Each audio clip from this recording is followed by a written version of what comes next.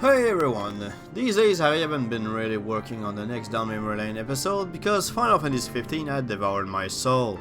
So I said to myself I spent about 70 hours in counting on a game I waited about 10 years or so to come out, so why not make a quick video telling you about what I think about it. This is not a review per se, but just really my quick thoughts thrown into a microphone, so I might forget a few details here and there. There also won't be any spoiler in most of the videos, so you're safe. For those of you who stumbled into my channel, well, first of all, welcome. But also know that this is not the kind of videos I usually make, since I mostly talk about older games, but I just might throw in a few editorial news here and there if I have time later. Also, you guys can't really see it from the videos I've put out for now, but I have been a huge fan of this series since Final Fantasy VI came out as Final Fantasy III on the Super NES, and I've been quite disappointed with the 13 trilogy, so I had really high expectation for 15. So, Final Fantasy 15 is the story of Noctis, Prince of Insomnia, who literally goes on a road trip with his bros, Prompto, Ignis and Gladiolus, to go with his childhood friend. So overall, I'll just leave it at that, but his crown city also gets destroyed soon after he leaves. First of all, a warning. There's a movie called Kingslave that spins off this game. If you want to play the game, watch the movie first, because you won't understand a whole lot from the beginning if you don't. It's practically an hour and a half intro cinematic actually. They tried to compensate by adding flashes of the movie in the game, but it only made things much more confusing. There's also Brotherhood, an anime series on YouTube you can watch to better understand the boys and their past. I have two spoiler-free comments about the story. First of all, these four bros are awesome. It's really fun and sometimes funny to see them just talking to each other while strolling on the countryside, or banter in a dungeon, and I never grew tired of watching them do their thing. And the bad guy of the story already had me hooked in Kingslave, but in the game he deserves his throne right by Kefka and Sephiroth when it comes to the best big bad of the series. We'll come back on later on the story structure though. On the gameplay side, because an RPG is not just story, Final Fantasy 13, combat is quite action oriented, and for a lot of people that could be a game breaker, because that's usually not what you see in this series. For that, there's World of Final Fantasy if you're interested. I hear it's pretty good. Personally, I loved it. Even if they do become quite repetitive after a while, they're always great. I won't explain in detail because this is not a review, but there's just a magic system I barely use because it can cripple your own party basically. Yes, you can make attacking spell that will heal you, but the fire on the ground or the freezing effect or the static left after the spell will paralyze you or eat up your hit points slowly. I don't know, I just didn't really hook me, and going swords first is just more fun. I like the technique concept for the bros, but I would have liked more options because 2 or 3 techniques each is just not enough, I think. As for the summons, I like them. You can call them at will, but they literally destroy all of your problem in a single giant magnificent blow. I understand why you can control them, because it just kills everything. Also, the other aspects that bring a lot of heated debate is the open world aspect, and its side quests, and that I like. The world is absolutely gorgeous, and now I admit I've just bought a PS4, so I can't really draw any comparison to Fallout 4 or Witcher 3, which I want to try, you know. But from what I can see, it's absolutely stunning. Some will hate the fact that you can drive everywhere with a car, and to that I would just say, well, it's Final Fantasy, not GTA. But I like the fact that you can just relax and look at the nice scenery while listening to music from older games before you go explore a dungeon or go on a hunt. One of the 2 nitpicks that annoyed me though is the hunting system. You go in a drive-in, you get a list, you pick your hunt, you go and kill it. Usually these are fun battles, well, when you're not over leveled as I am now, as you can see, but I don't know, you just don't have any story reason to do it. Final Fantasy 12, which introduced the concept, and heck, even 13. Each hunt had its little story. You felt like you accomplished something by doing them. Here it's just, hey, there's a cow that's too big in the field, go kill it. I don't know, I just said I don't feel like I had to do them. Also, it could have been a good idea to be able to do a few of them at the same time instead of having to continuously head back to the tipster each and every time. My other nitpick is the hidden items. You see them on the map, and with these yellow chests, it's nice and they're everywhere, but they respawn. I know it's dumb, but I don't like it.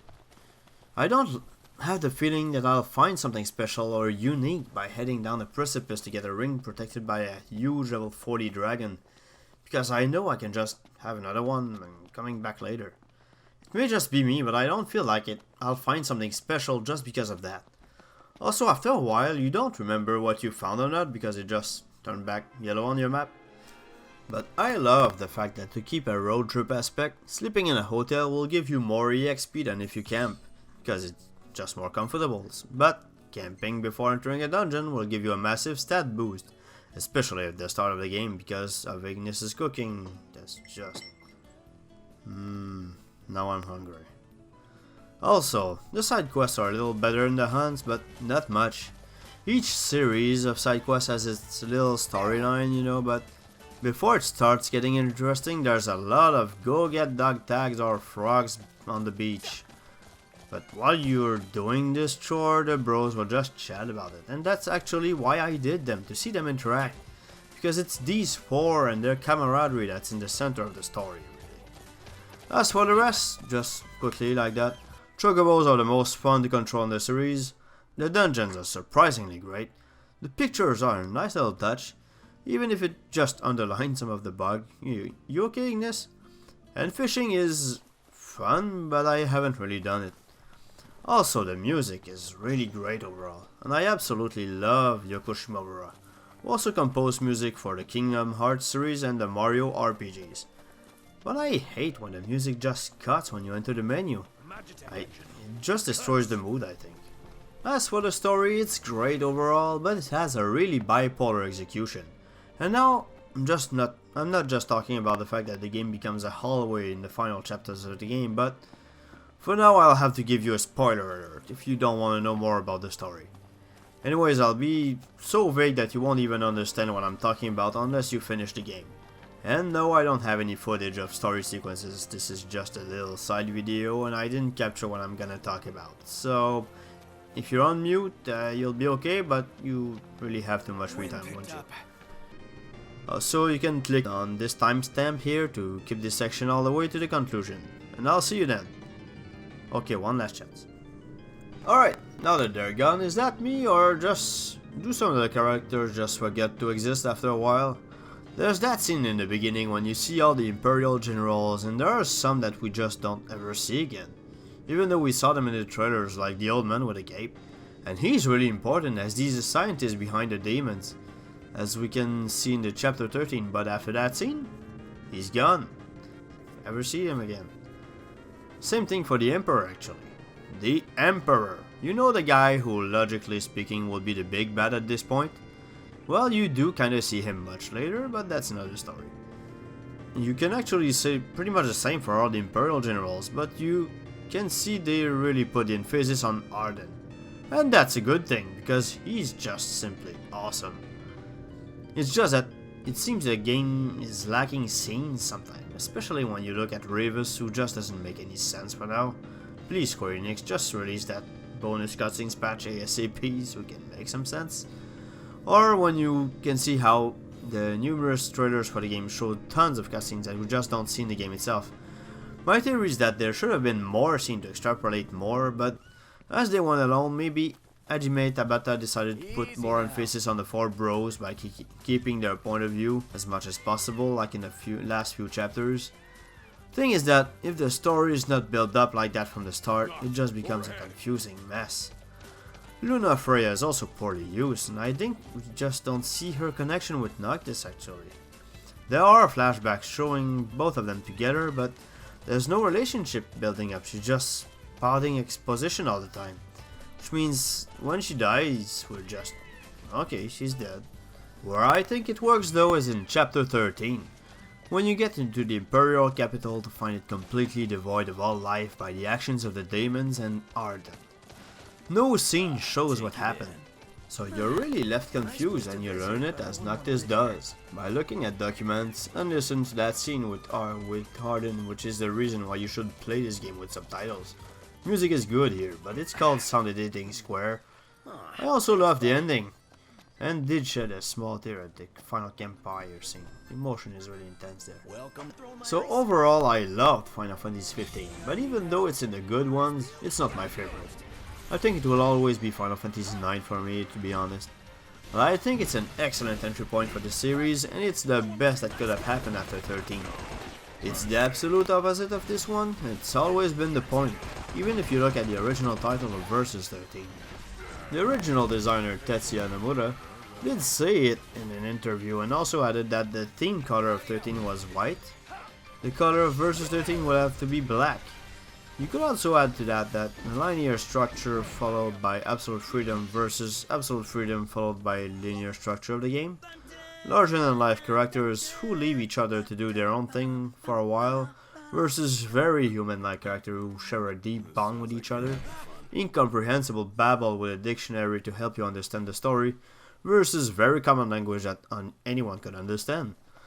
But most of all, I think that Final Fantasy is a very solid foundation to build up on the future of the series. I'm not necessarily speaking of the unavoidable 16 here, probably too for 2020 or something, but most of all is the Final Fantasy VII Remake I'm talking about, which seems to borrow a lot from this game if we look at the videos. Final Fantasy 15 gives me hope for the series' future, and for that, if Square Enix continues in this direction, I believe they can come back as the RPG titan they once were. And I can't wait to see what's in store.